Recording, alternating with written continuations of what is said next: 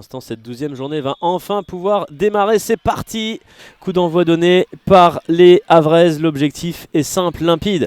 Enchaîner une deuxième victoire de rang ici au stade Océane. Attention à ce ballon.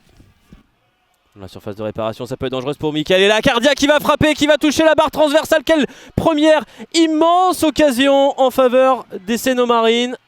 Le centre de Kouache, la tête pour tenter de défendre à l'entrée de la surface. Oh, c'est super bien fait de la part d'Inès Benyaya, elle peut tout faire et déjà peut-être le but, mais non, c'est encore le poteau qui est trouvé sur cette frappe de Loricance. Mais quelle inspiration d'Inès Benyaya, elle a de la magie dans les pieds, mais quelle passe, délectez-vous. Il va falloir surveiller ça parce que là du coup elle peut pas se remettre en place. Et attention à Ali Najim qui va remettre le ballon sur Inès Benyaya, la possibilité d'ouvrir le score et l'arrêt finalement de Justine Leron. Quelle situation avec une Fiona Liègre boitillante. Elles sont assez proches les unes des autres et le ballon qui va partir là-bas, ce sera pour personne. Najma Ali Najim qui était un petit peu seule dans la surface. Et c'est la pause ici au Havre. Je crois pas qu'on soit allé au bout des 3 minutes, mais match nul 0-0 pour l'instant entre les deux formations. Tout reste à écrire, tout reste à faire, même si les Havraises ont touché 2 fois les montants de Justine Leron.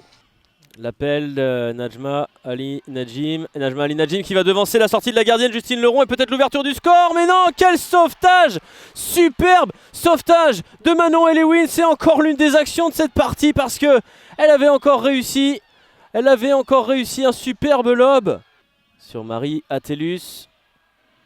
Semble-t-il, comme on vous le disait, incertaine. Oh, attention, attention, il y aura un penalty pour les Bordelaises. Penalty sur ce tacle d'Eva Soumo sur l'entrante Marie Atellus. C'est dans la surface, il me semble. Hein.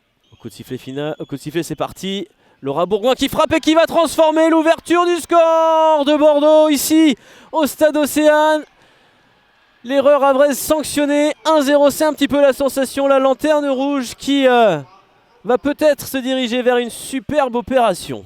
Énorme situation pour les Havraises, mais ça pourrait venir maintenant avec Najma Ali Najim servi par Romain Anguard. L'égalisation du Havre. Najma Ali Najim cette fois-ci qui parvient à marquer. Et forcément, côté bordelais, ça va être la grosse déception. Elles sont enfin récompensées, néanmoins côté normand. Le Havre 1, Bordeaux 1.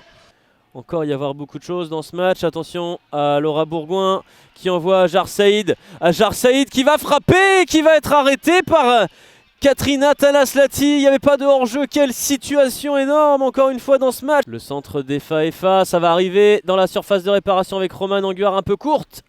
Et Justine Leron sereine pour venir se coucher sur ce ballon.